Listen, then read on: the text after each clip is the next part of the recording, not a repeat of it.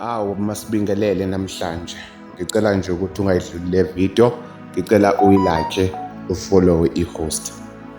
Namhlanje asike sibheke amaphupho asuke abika noma asuke esihlaziyela ey'ndaweni zabantu abanemimoya yey'thunywa noma abantu abanedlozi.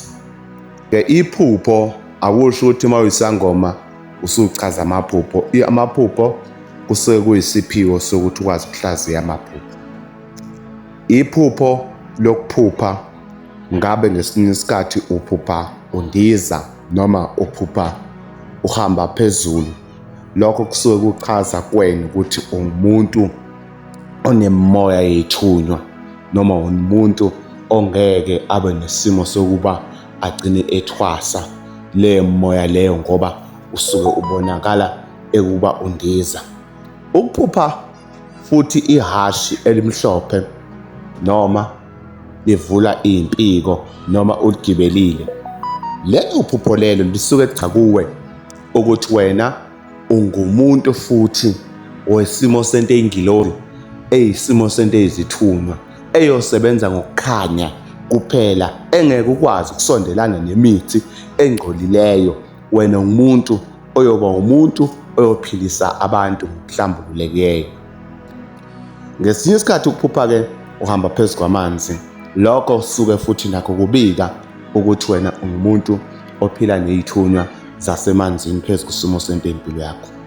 Ukuphupha mhlawumpe ugqoke ijazi lesiprofethi, ngabe liblue noma limhlophe noma liney'phambano liney'nta, lokho kusuke kuchaza futhi kuwena ukuthi ungumuntu onesithunywa sasekhaya esihamba nani nobudlozi phezu kwesimo sento empilo yakho. Khumbula, abanye abantu bahluke ukuhlukanisa iy'thunywa zobudlozi, kodwa ekungafanele enze njani, ethwase. Abanye baphinde futhi behlukanise ukuthwasa nani ney'thunywa. Kodwa namhlanje sisase la ey'thunyweni ezibe sezibonakaliswa kubantu.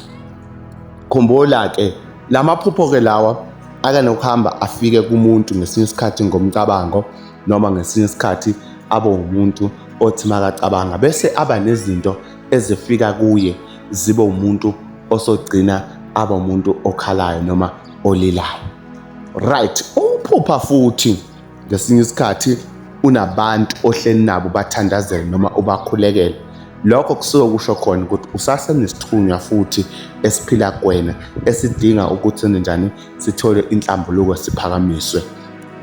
2, ukuphinde futhi uphuphe ngesinye isikhathi unabantu obaphethe noma okhuluma nabo ngaso sonke isikhathi phambi kwabo. Lokho kusuke kukukhombisa ukuthi kunabantu ekukose ukuthi ubahole, unesithunywa sekuthiwa isithunywa sasebusiyoni. Lawo maphupho asuke abalulekile ukuthi uwalandele egameni lesimo sakho ukuze ukwazi ukuthi into zakho ziqaqe. Ubungozi bazo lezi zinto engiceda ukukhuluma ngazo, ukuvala inhlanhla yakho, ukuvala ukukhanya kwakho, ukuvala umjolo wakho.